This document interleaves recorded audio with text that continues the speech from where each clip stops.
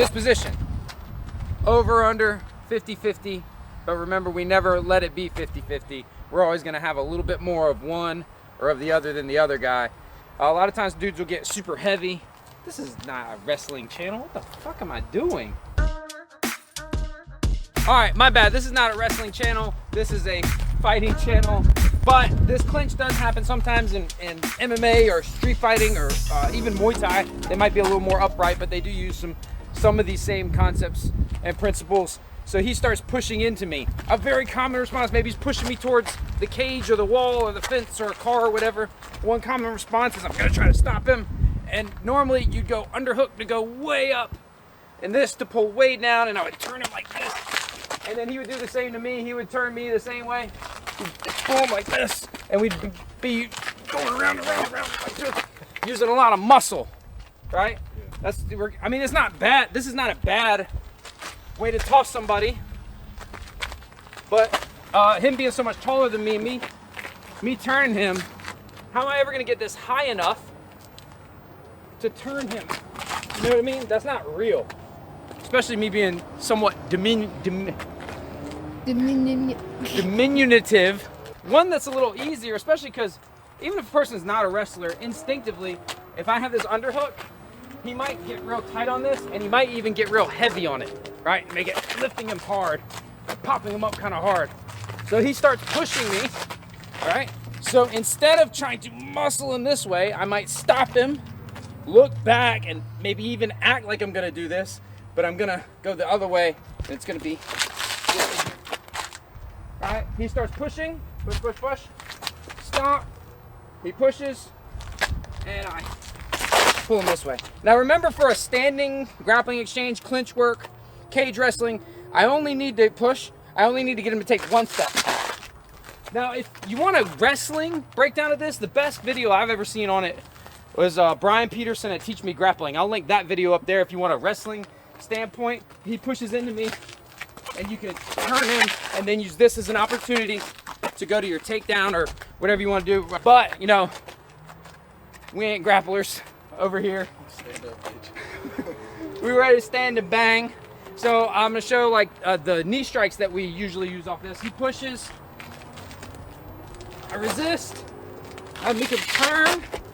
When I turned him, his natural response will be to correct himself. He'll want to come back. If he pushes and I turn him here, he'll want to come back upright. So he's going this way. I'm gonna lift this knee and do like a round knee. It's gonna come in like this. Up, in, like that. So he pushes, stop him, boom, up, bow. Now this isn't the star of the show. Boom, that's okay. What that's gonna do is make him think, oh, the threat's over here.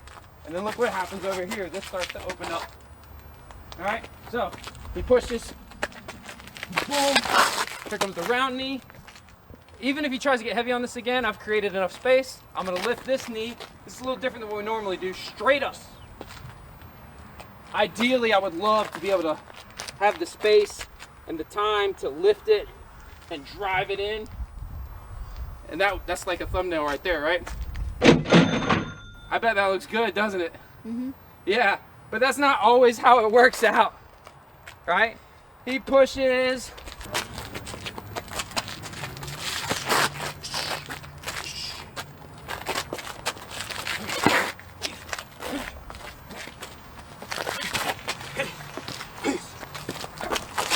So for a Muay Thai or any context where the takedown is not the threat, maybe we've nullified that in an MMA context, we turn him.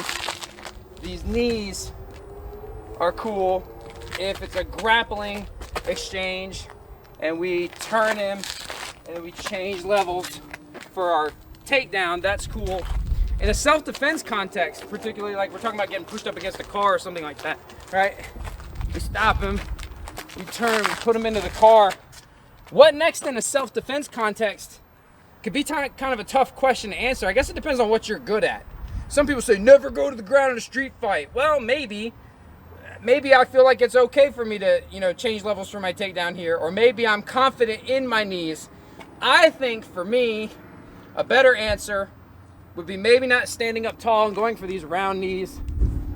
This is a little sportive. Yeah, I start to lose my posture that way, which in Muay Thai is not awful. That's not the end of the world. If he breaks me over, we might get broken up, or I might be able to frame. I'm not worried about getting slammed and ultimately killed. And in a wrestling context, we'd be spread way out more. In a self-defense context where we're sort of splitting the difference, I think probably these short knees, and then eventually looking to disengage and get out to a more mid-range or short knee, followed by, like, you know, looking to that sort of thing. So your context will sort of dictate your response, but the principle is the same. He comes forward, he's pushing me, all right, and I stop him for a second, then move him, then whatever else I might want to do, or boom, work this here so I can get to a weapon, or, you know, whatever, or, you know, whatever your thing is. But the idea is that we just have to make him take the one step. He pushes this way, he's not going to work because he's too big. That way does, and then I get my next thing. This hand doesn't matter much to make, if all you need is one step. If all I need him to do is take one step, he pushes, that's all I need. So this doesn't matter much. You could push him, pull him, or if you get this, start to move him whatever kind of way. What matters most is this grip right here. The deeper and further across you can get this and have more surface area to create friction, but you don't need the greatest position to get him just to take that one step.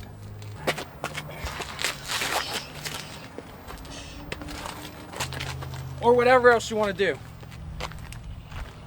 Are you okay? Yeah, I'm cool. I didn't hurt you? No.